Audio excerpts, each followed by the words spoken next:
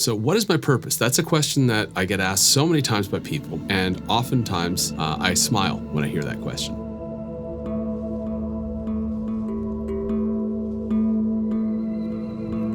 What is my purpose? That's a question that I hear a lot. Due to the kind of work that I do, I tend to attract a lot of people that come to me asking, what is my purpose? So in this video, we're going to dive into the realm of purpose and the myriad of different expressions that it can have. So what is my purpose? That's a question that I get asked so many times by people, and oftentimes I smile when I hear that question. The reason being for that is there's rarely one type of purpose for everybody. It's not a one-size-fits-all type of category. Instead, purpose is, it can fall into two categories from what I see. Category one is the more traditional, typical definition of somebody is born, they find a vocation early in life, they commit themselves to mastering that, and they go through life mastering that process. Like sometimes if you see somebody who, let's say they are an artisan, like they're just like a masterful potter and they love pottery and they studied at a fine arts school and they're basically creating pottery and they're going to farmers markets and that type of thing. That's their life path in a way. And it is something that's defined mostly because what I've noticed is their identity center is defined. And this is something that kind of speaks to the fact that a lot of our personal design happens at the time of birth or even before we're born, which contributes to this. And for other people, myself included in this category, purpose is usually something that is a bit more ephemeral. It's a question that we ask many times in our life as our identity morphs and changes. As we go through various experiences, as we pass through various seasons of life to experience a rich tapestry of variety. And from the variety of things that we try, we usually pick out one little kernel of truth. And this approach to purpose is more like weaving our own quilt over time, where we collect a patch from here, collect a patch from there, and we tend to fall into this category of being a jack of all trades and a master of none, which has a negative connotation or a limiting connotation to it.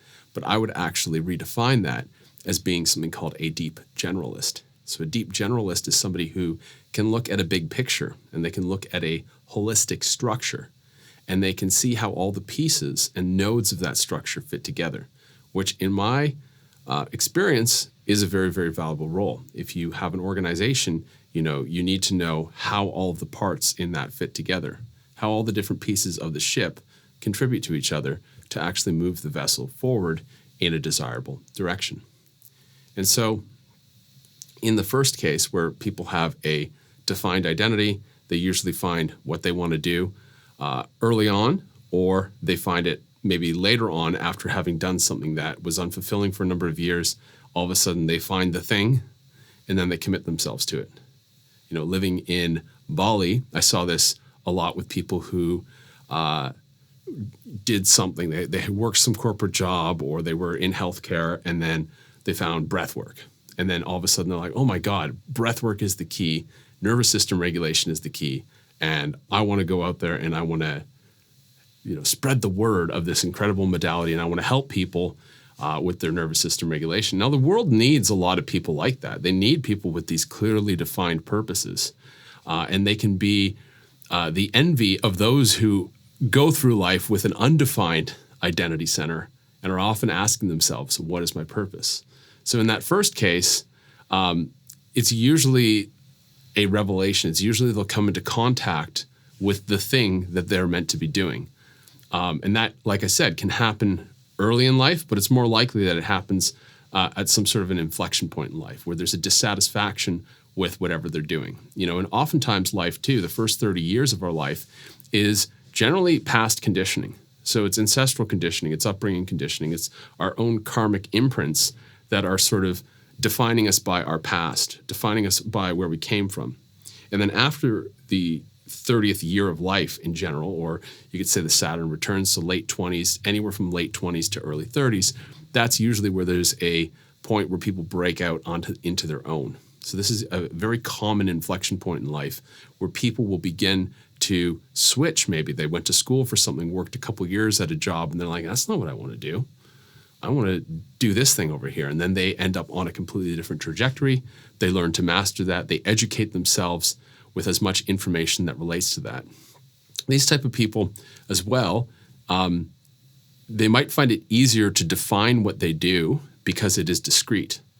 Their challenge is to express their uniqueness in a category that, a number of people are doing or is definable. So on one hand, it's easy to identify what they do. I am a breathwork facilitator. I am a yoga teacher. I am a potter. I am a caretaker.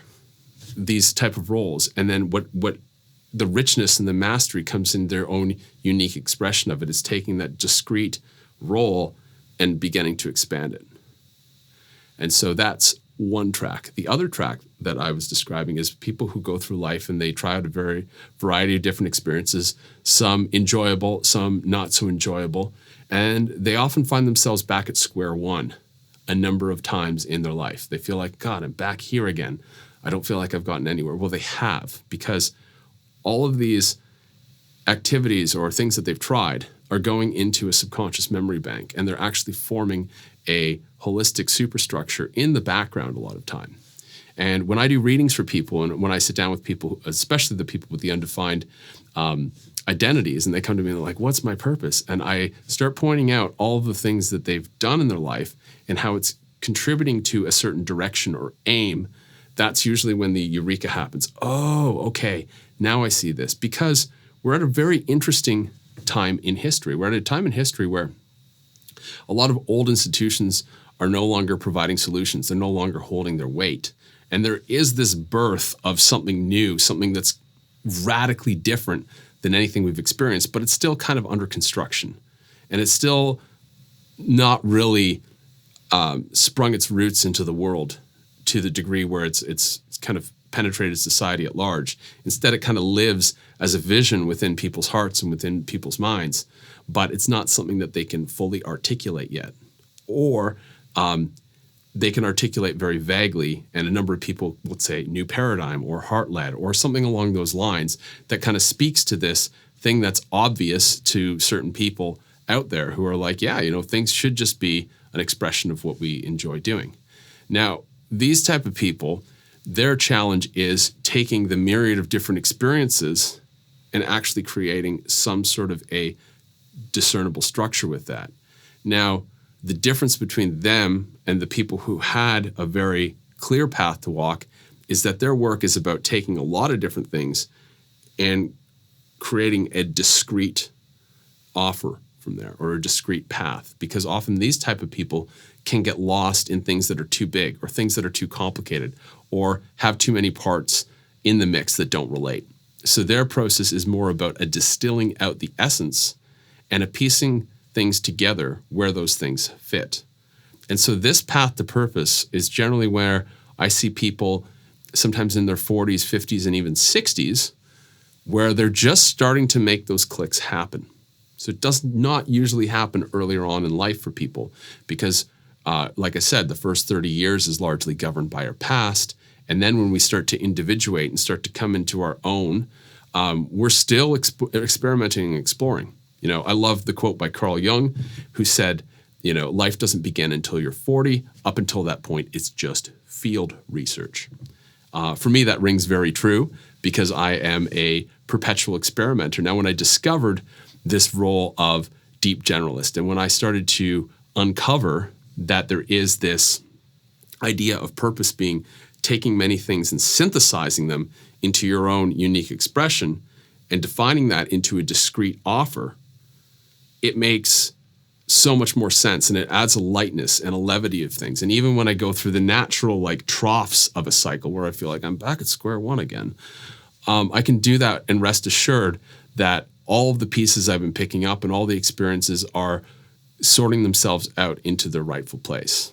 So in many times, these type of people will have creative outbursts, and then there'll be sort of a trough that they can get caught up in the complacency. And it's remembering that during those times of boredom and complacency, that actually that's the time where there's digestion happening on a level that we might not be aware of. There's a ton of stuff going on our energetic digestion level and in our subconscious mind that only expresses itself later. And so, we have to move with these rhythms in life where it is moving out and expanding and then naturally kind of contracting and distilling out. We cannot always be output based. That is a conditioning from society that I think wears people away over time. It either depletes them energetically or it starts to veer them off on a disconnected path from what they enjoy doing. And they end up veering off more and more because they never take that time to sit down and reflect and ask themselves, do I enjoy doing this? Is this actually creating to a positive benefit out there? And so it's important to realize, hey, I'm not always coming back to square one. I'm actually coming back to a rest period of time. And this period of time is a time of contraction. When I was in my early 20s, I had a friend who summed it up pretty good. We'd be talking, and I'd be like, hey, Mike, is today an expansion day or a contraction day? He's like, contraction day. I'm like, all right, cool, let's go home and play music. And if it was expansion day, it was like, yeah, let's go out and let's go like meet people and, let's get things happening. But, when you hang around other people too, it's like you kind of sync up in that rhythm. Hopefully, if you're always off the other person's rhythm, it can be a bit challenging, especially when, you're hanging out with somebody like, let's go out. And you're like, no, I want to stay in. No, let's go out. No, I want to stay in. That's sort of where there's that disjointedness between the expansionary and the contractionary. But of course, like I said, society gives us Saturday and Sunday to kind of like flop down and relax and then expects us to be doing our peak output Monday to Friday nonstop. Whereas a lot of people have their own energetic signatures. Some people work very well in 2-hour bursts and then they need to just sit back and relax. Other people are great at basically starting in the morning, going till dusk, and then, working hard, feeling satisfied, and just anchoring their head on the pillow at the end of the day. It's different for each individual. And that's what I encourage you to do, is figure out your own rhythm with this. For me, using a system like Trifecta, which blends human design, gene keys, and astrology, I can help people uncover their energetic signatures and what will actually work for them. The beauty of Trifecta, too, is it actually goes to a little bit of a deeper level. So you can think of normal astrology, tropical astrology, human design, and gene keys as looking at the personality level, like the person we are in the world, and trying to make that more harmonious. Trifecta goes to a deeper layer of who are we at a fundamental, essential level, and what is the ideal path for embodying that and for taking action in the world, assuming that we're already, perfect to start and that we're impeccable to start and that there's nothing wrong with us. It's just a little bit of mud that gets onto our brightness.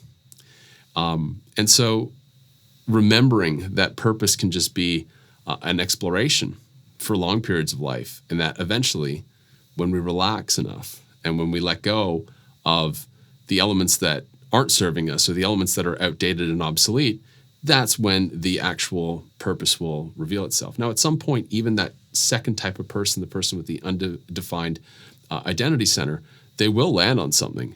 They're usually the type that will be a synthesizer. So they're blending maybe many different modalities into one, or they're actually creating something new that's never been created before. In my case, I've tried a number of different things, both in my career and also in my entrepreneurial journey. I started off with astrology and doing energy work, and that led me to a number of different things, being a part of several different startups, getting into brainwave entrainment and sound, getting into video editing and graphic design and creative work, making music, helping people with their business, actually, building up brands and doing marketing. And then finally now I've arrived sort of at my two signature things that feel good. One is this Trifecta system, which is basically alignment for life, business, and relationships, using that system to kind of tap into that ideal reality and make it happen. And the other thing is actually working with people and helping them as a partner in the long term for growth. And so both of these things are discrete offerings in a way. They're discrete, meaning that they're defined, but they allow me to have the richness of variety and the versatility of experiences that I've come to like and enjoy.